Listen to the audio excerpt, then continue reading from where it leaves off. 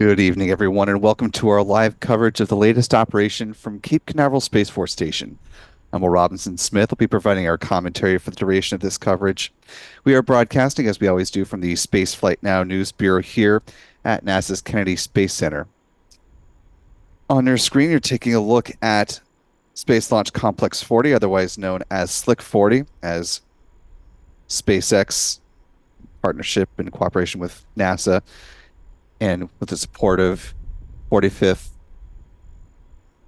or Space Launch Delta 45, I should say, over at the Cape, are preparing to static fire the Falcon 9 rocket, which will support the SpaceX Crew 9 mission to the International Space Station. As we learned from NASA earlier today, liftoff of this flight is scheduled for now no earlier than 1:17 p.m. Eastern. That's 1717 UTC.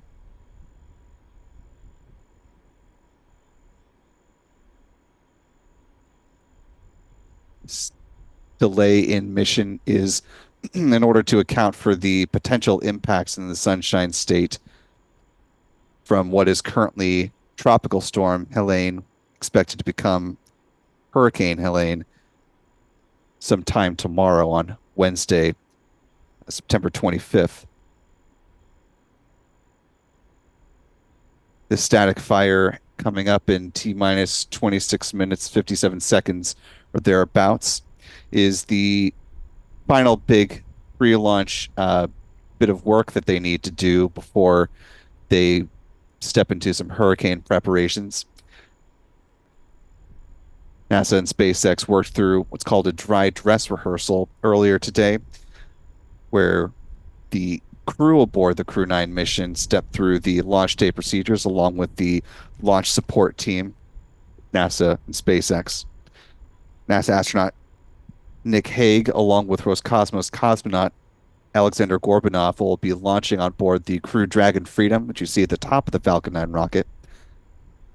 They'll be heading up to the International Space Station for just about half a year until roughly February 2025, when they, along with NASA astronauts Butch Wilmore and Sonny Williams, will make the return trip from the orbiting outpost.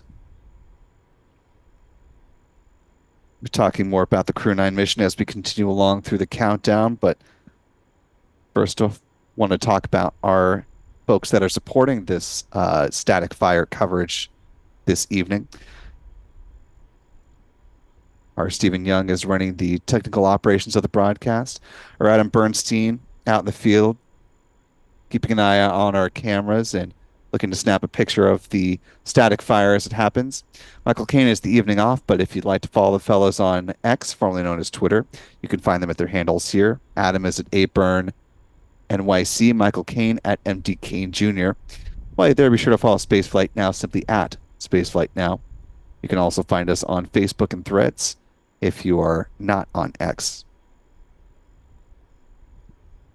We also have support from our friend Chuck and Jen Briggs from C&J Images, also keeping an eye on the Falcon 9 rocket from their vantage point there. As we get things rolling, I want to thank the nearly 800 of you who are joining with us live this evening. If you haven't already, be sure to hit that like button. Allows more folks to find their way into this live coverage tonight. I want to thank our moderators, Clistia Lee in the live chat, and I'll keep my eyes open for any of the other mods that happen to pop in. But if you do see them join us tonight, be sure to give them a hearty Spaceflight Now hello. We're also powered by a wonderful channel member community here on YouTube. So thanks to folks like Lloyd Green, Michael Parker, Kate H, Meg McElroy, Jeff Hansen, Butterfly, Cappy Cross, Grandpa Jim Pondu, and many others. Channel membership comes with a number of perks, including discounts at our online shop, that is shop.spaceflightnow.com, access to member-only videos, and of course, the ability to watch all of our launch static fires or launches themselves in 4K, as the case may be. And welcome aboard to Astro Joe, stepping in with us tonight.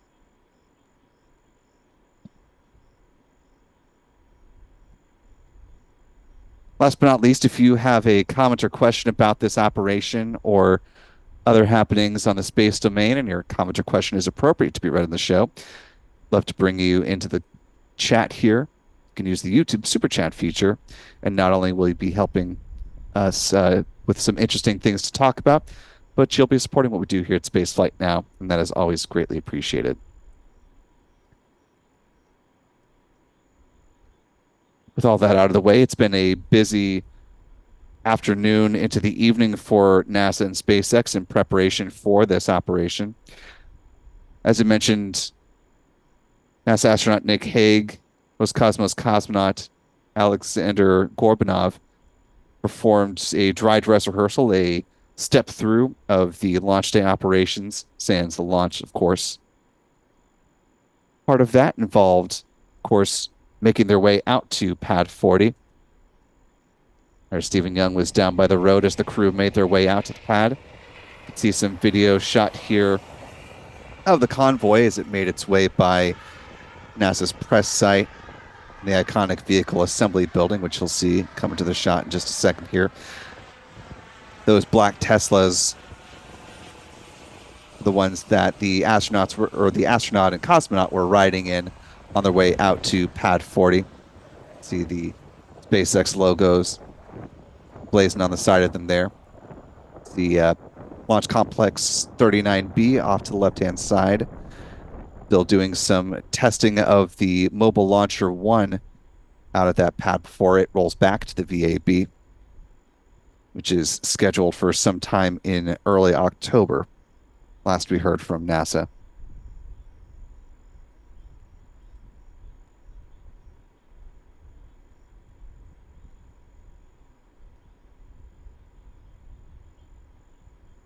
Currently T-minus 21 minutes, 21 seconds and counting. We are just about a minute away from the big vent here.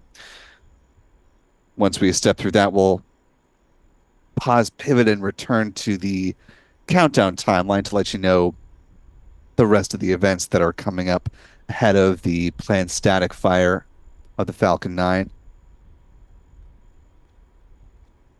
We just want to make sure we see the big vent coming up in just about 30 seconds or so. That'll give us a good indication that we are on track for a T0, or if we need to make any slight adjustments to our countdown clock.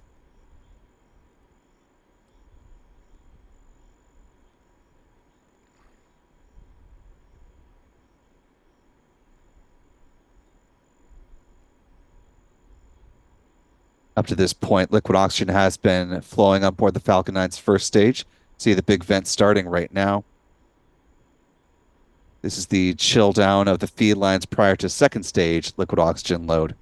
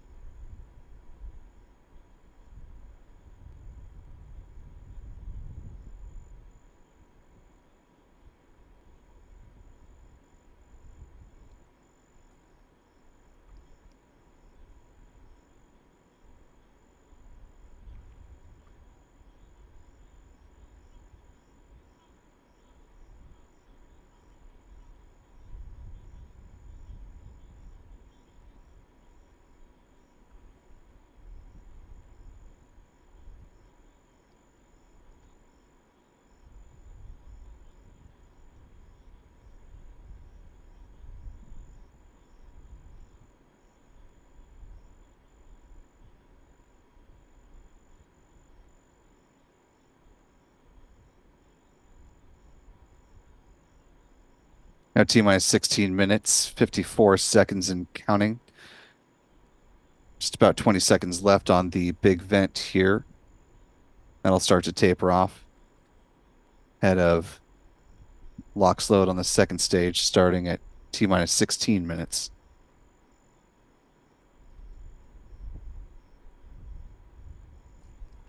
Of course, once this static fire test is complete, SpaceX and NASA will review the data and make sure that everything is as expected before they go ahead and lower the Falcon 9 rocket and return it to the hangar out there at Pad 40 in preparation for what will become Hurricane Elaine coming through.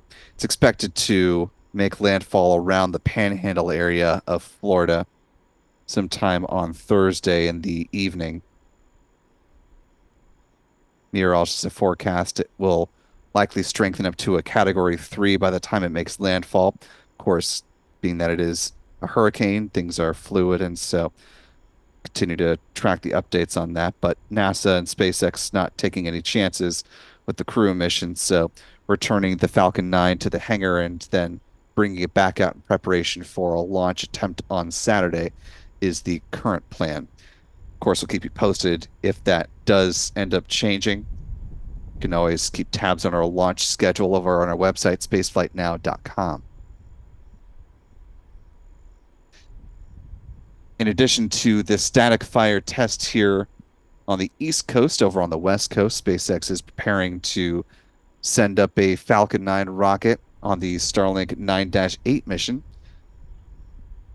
So following this, you can go ahead and take a break for a couple of hours, and then go ahead and fire up YouTube once again. Join us on back here for our live coverage of that mission.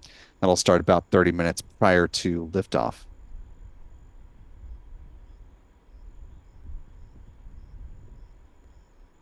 Now, the Falcon 9 that you see here on your screen with the tail number B1085, this isn't the first time that it has flown. In fact, this is its second mission that it'll be launching. Prior to this, it previously flew the Starlink 10-5 flight.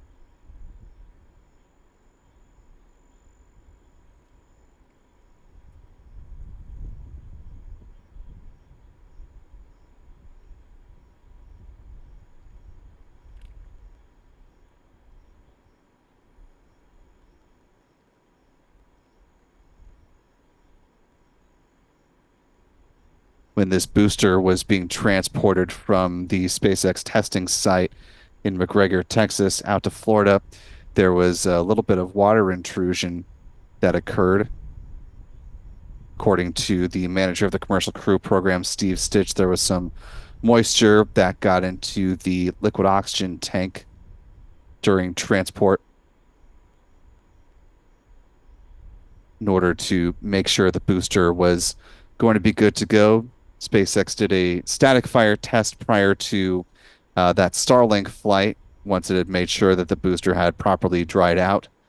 And so NASA and SpaceX decided that allowing this booster to launch Starlink first would be a good test of that, make sure everything was as it was expected to be. And so now the booster back in action here on Pad 40, getting ready for its second static fire here at the Cape.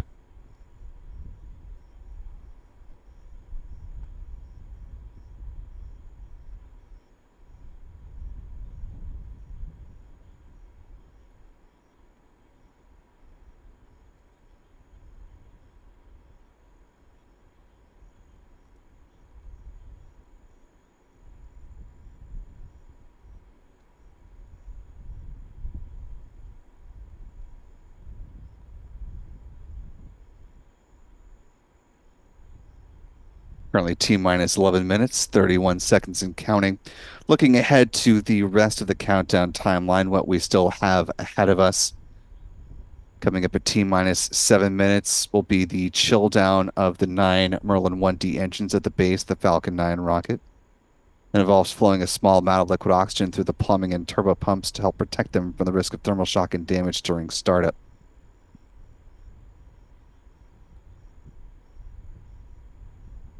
About 6 minutes to the static fire. The first stage kerosene tank is full. T minus 4.5 minutes or excuse me, at T minus 5 minutes, jumping ahead of myself for a Dragon operation. T minus 5 minutes is when the Dragon will transition to internal power. Then at T minus 4.5 minutes is when the strong back retract sequence begins. Starts with the clamp arms underneath the Dragon spacecraft opening up, and then the transporter erector, the strong back will recline about 1.5 degrees away from the rocket. Stay in that position until the conclusion of the static fire test. About 3 minutes before ignition, the first stage LOX tank is full. Same is true on the second stage about a minute later. At that point, the Falcon 9 is fully loaded with 1 million pounds of propellant. Vehicle startup. Control of the countdown is handed over from the ground sequencer to the Falcon 9's onboard flight computers, and the propellant tanks are brought up to flight pressure. 45 seconds out, the SpaceX launch director, if this were a launch, would give that go for launch, but in this case, will give the go ahead for the static fire. The engine ignition command is issued at T minus 3 seconds. And then the static fire will begin at T0, which we're expecting at about 10:05 p.m. Eastern, 02:05 UTC. Should last just a few seconds in total, maybe 6 to 10 or thereabouts.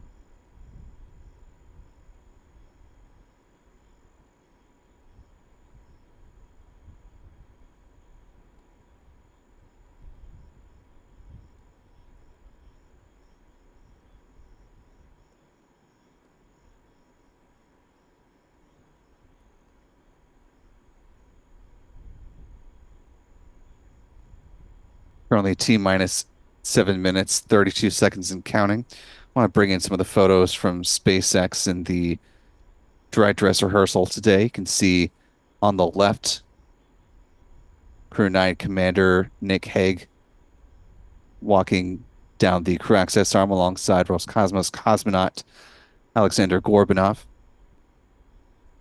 Here's the two of them inside the Crew Dragon Freedom atop the Falcon 9 rocket, which you can see, of course, in the live box there just to the right. This dry dress rehearsal, an important part of any crew mission, making sure that the crew is fully acclimated to all the launch day procedures from suiting up to arriving at the pad, going through all of the egress process. Before today, though, they also had an opportunity to check out the emergency egress system over at Pad 40, bit different than what's over at Launch Complex 39A, which was where this mission was originally set to launch from. So back in July, the full original crew of Crew 9 went through some checkouts, made sure they were familiarized with that particular pad back when it was this four-member crew you see here on your screen with then Commander Zena Cardman and Mission Specialist Stephanie Wilson. However, because NASA made the decision ultimately to bring Starliner back without its crew on board, they needed to use the Dragon Freedom as the means to bring NASA astronauts Butch Wilmore and Sonny Williams home from the International Space Station. And so that's why there are now two empty seats for the trip uphill. And there'll be four on the way back down. And that is emphasized in the mission patch that SpaceX shared earlier today once it published its launch page. You can see there's the SpaceX patch on the right-hand side, the NASA patch on the left, now currently nameless.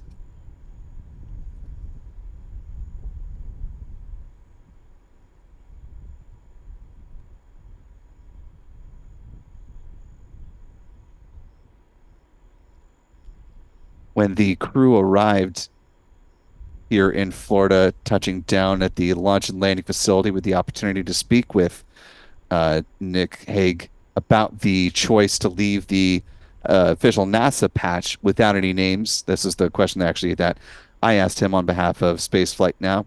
So let's go ahead and listen in. This is now the commander of Crew 9 mission, Nick Hague, on that decision. Yeah, the lack of names on the patch, I think, is emblematic of, like I said before, this mission is bigger than any one crew. It's bigger than any one person, and so we've got a dynamic challenge ahead of us, and it in the response to how do we adjust and how do we adapt to do the mission that we've got to do. I've never felt closer to my crewmates. That bond that you've built, that we built for the better part of a year and a half with Zena and Stephanie was as strong as ever as they're working side by side with us, getting us ready.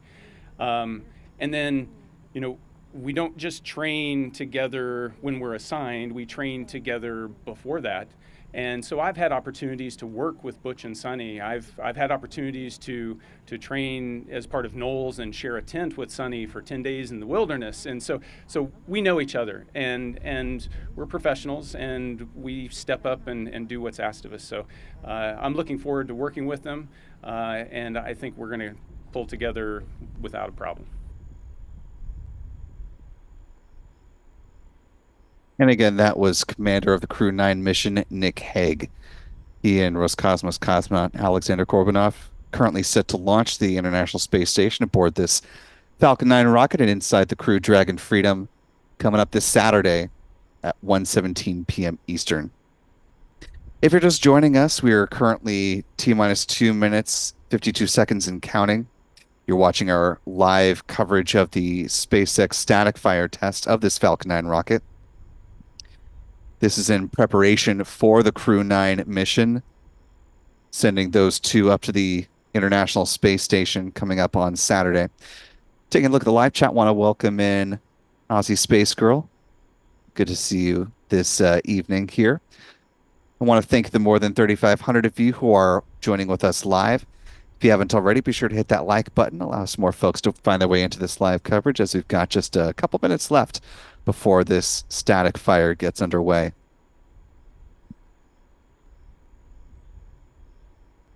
Again, this is just a static fire test of the Falcon 9. This is not the launch. That's coming up no earlier than Saturday as a result of what will become Hurricane Helene.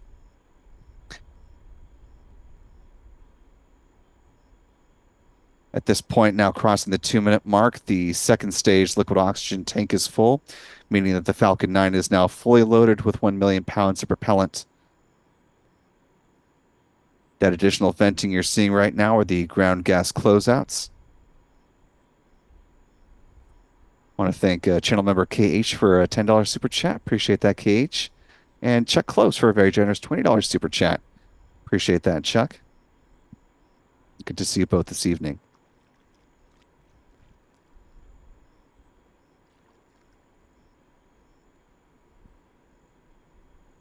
Coming up on a minute before the static fire is anticipated. It's at this point that the vehicle is in startup, meaning that control of the countdown is switching over from the ground sequencer to the Falcon 9's onboard flight computers, and the propellant tanks are being pressurized. SpaceX launch director should be giving their go to initiate the static fire in about 2 seconds.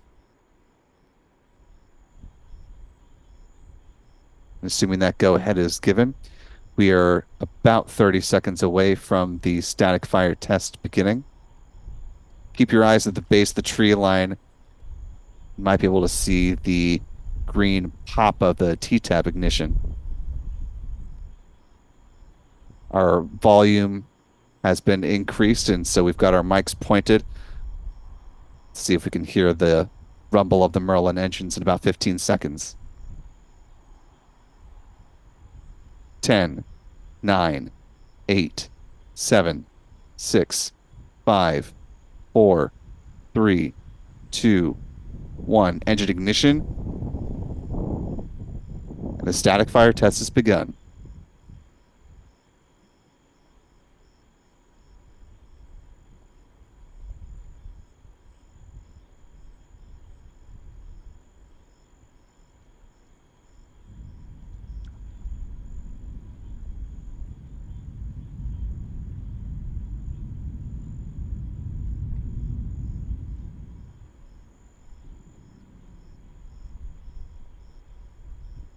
Shutdown of the engines.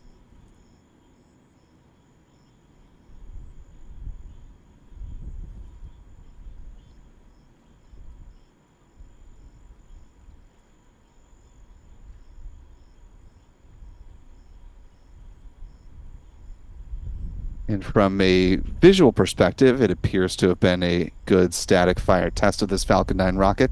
Of course, SpaceX and NASA will be going through the data now, reviewing, making sure that as it appeared, it actually was.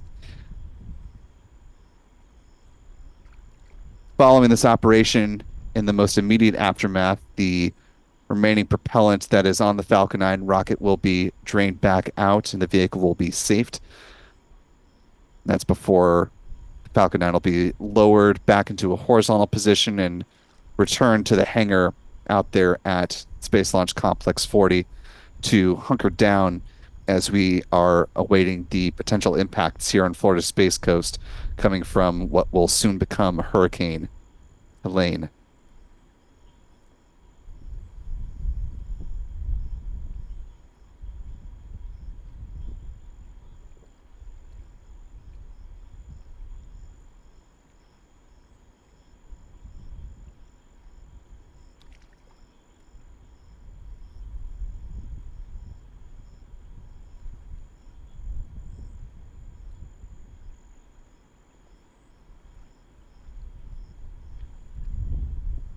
As we begin to wind things down and see things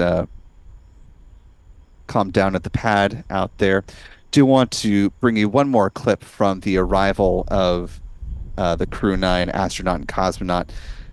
Obviously, this is a bit of a different type of mission than we've seen SpaceX and NASA fly up to the International Space Station in the commercial crew era. The last time there was a two-member complement flying up to the ISS was back during Demo 2, when then NASA astronauts Bob Behnken and Doug Hurley flew up to the space station. It's the first crew demonstration flight of the Dragon spacecraft.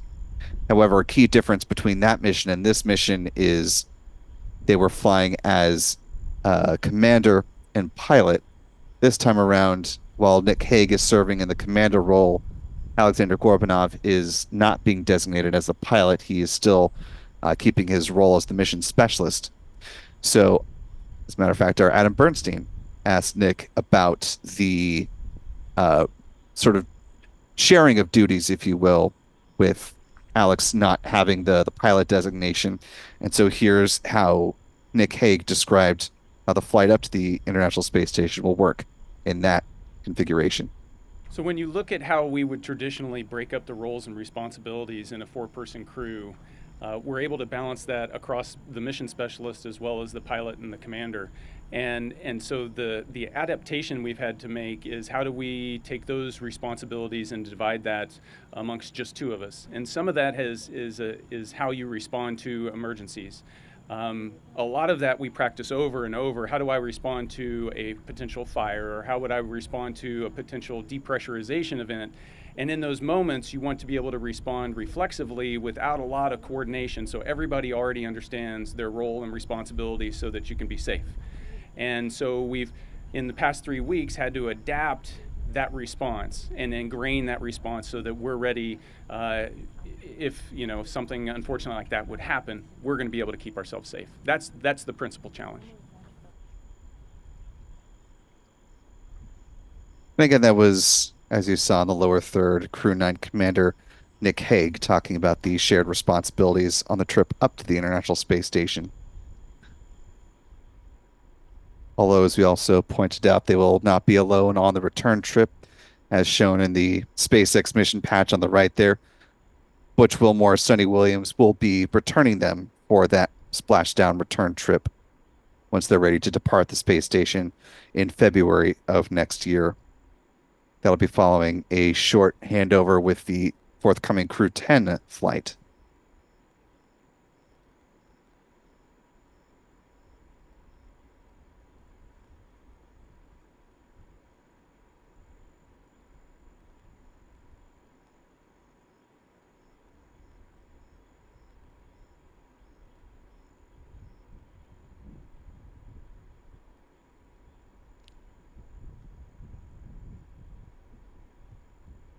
As a reminder, we still have one more notable SpaceX activity on deck for everyone tonight.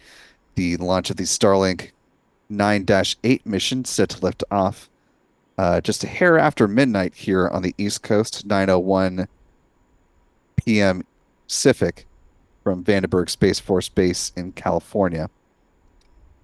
Our live coverage will begin about 30 minutes before that happens, so we'll join you right back here in just about an hour and 15 minutes or so.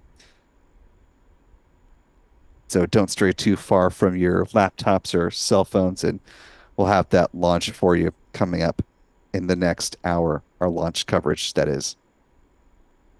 Of course, we'll also have more coverage on the Crew 9 mission leading up to flight, so be sure to keep your eyes on our YouTube channel here, as well as our website, spaceflightnow.com.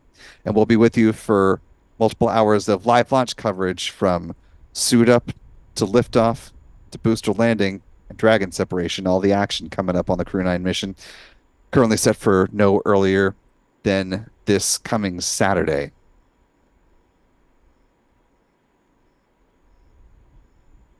That again at 1:17 p.m. Eastern, 17:17 UTC.